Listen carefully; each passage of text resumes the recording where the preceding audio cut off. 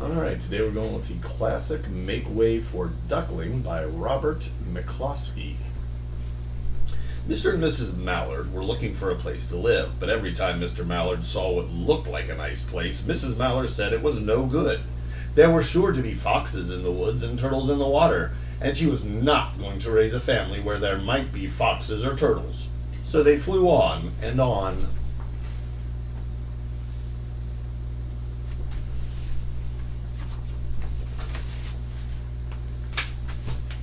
When they got to Boston, they felt too tired to fly any further. There was a nice pond in the public garden with a little island on it. The very place to spend the night, quacked Mr. Mallard. So down they flapped.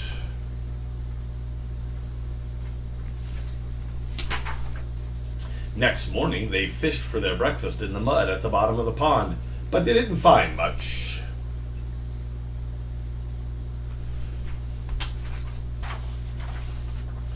Just as they were getting ready to start on their way, a strange, enormous bird came by.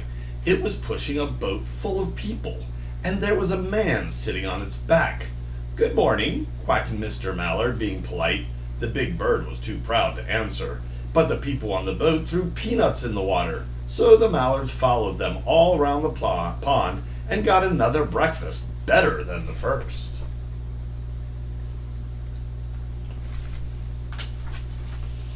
"I like this place," said Mrs. Mallard as they climbed out on the bank and waddled along.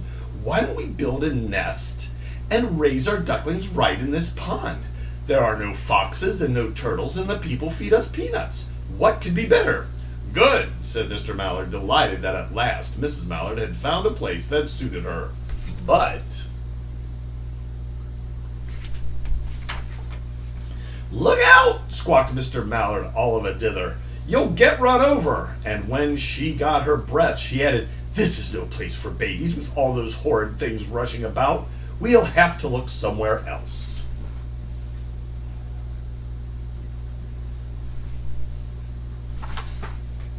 So they flew over Beacon Hill and round the State House, but there was no place there.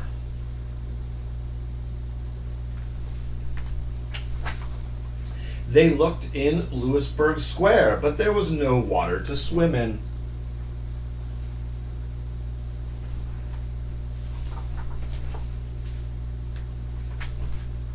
Then they flew over the Charles River. "This is better," quacked Mr. Mallard.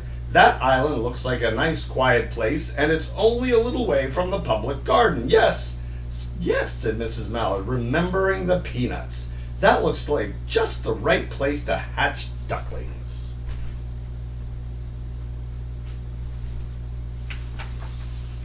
So they chose a cozy spot among the bushes near the water and settled down to build their nest, and only just in time, for now they were beginning to molt.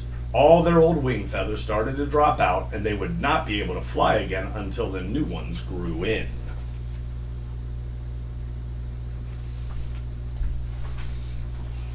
But of course they could swim, and one day they swam over to the park on the river bank, and there they met a policeman called Michael. Michael fed them peanuts, and after that the Mallards called on Michael every day.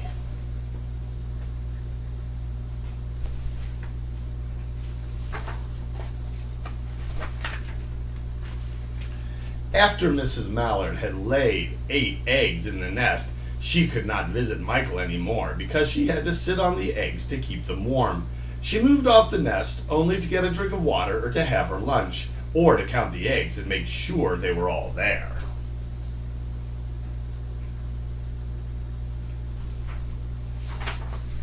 One day the ducklings hatched out. First came Jack, then Cack, and then Lack, and then Mack, and Knack, and Whack, and Pack, and Quack. Mr. and Mrs. Mallard were bursting with pride. It was a great responsibility taking care of so many ducklings, and it kept them very busy.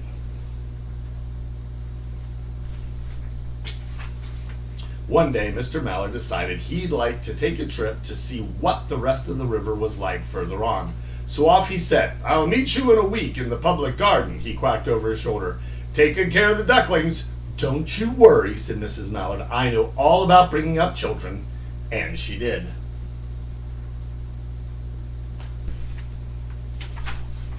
She taught them how to swim and dive.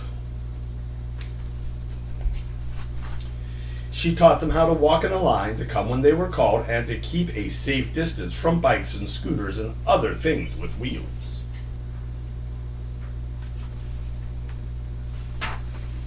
When at last she felt perfectly satisfied with them, she said one morning, "Come along, children, follow me." Before you could wink an eyelash, Jack, Cack, Lack, Quack, Knack, Whack, Pack, and Quack fell into line just as they had been taught. Mrs. Mallard led the way into the water, and they swam behind her to the opposite bank.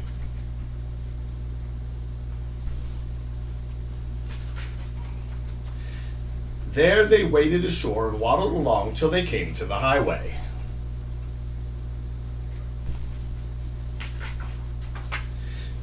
Mrs. Mallard stepped out to cross the road. Honk, honk, went the horns on the speeding cars. Quack, went Mrs. Mallard as she tumbled back again. Quack, quack, quack, quack, went Jack, Cack, Lack, Mack, Knack, Whack, Pack, and Quack, just as loud as their little quackers could quack.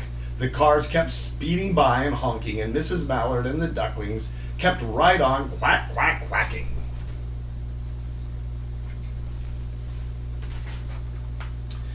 They made such a noise that Michael came running, waving his arms and blowing his whistle.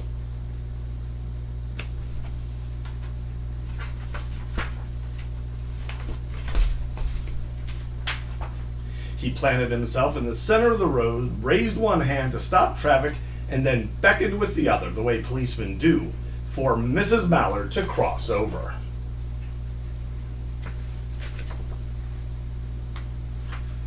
As soon as Mrs. Mallard and the Duckling were safe on the other side and on their way down Mount Vernon Street, Michael rushed back to his police booth.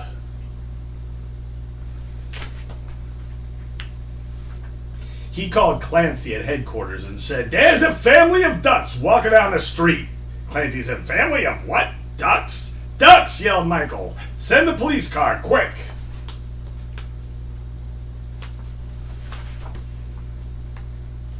Meanwhile, Mrs. Mallard had reached the corner bookshop and turned into Charles Street with Jack, Cack, Lack, Mack, Knack, Whack, Pack, and Quack all marching in line behind her.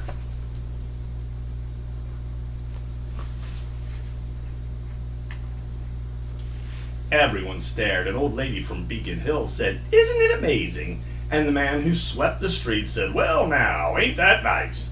And when Mrs. Mallard heard them, she was so proud she tipped her nose in the air and walked along with an extra swing in her waddle.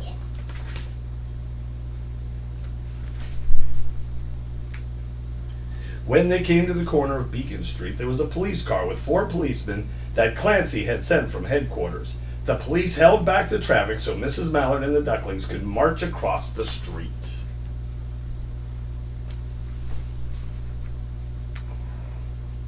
Right on into the public garden.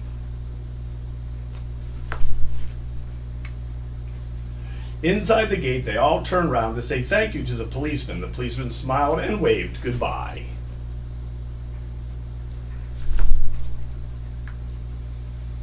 When they reached the pond and swam across to the little island, there was Mr. Mallard waiting for them just as he had promised.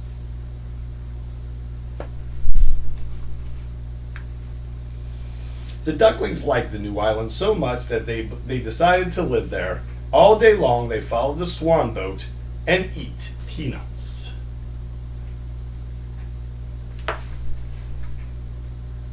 And when night falls, they swim to their little island and go to sleep. All right, that was Make Way for Duckling by Robert McCloskey. Hope you enjoyed it.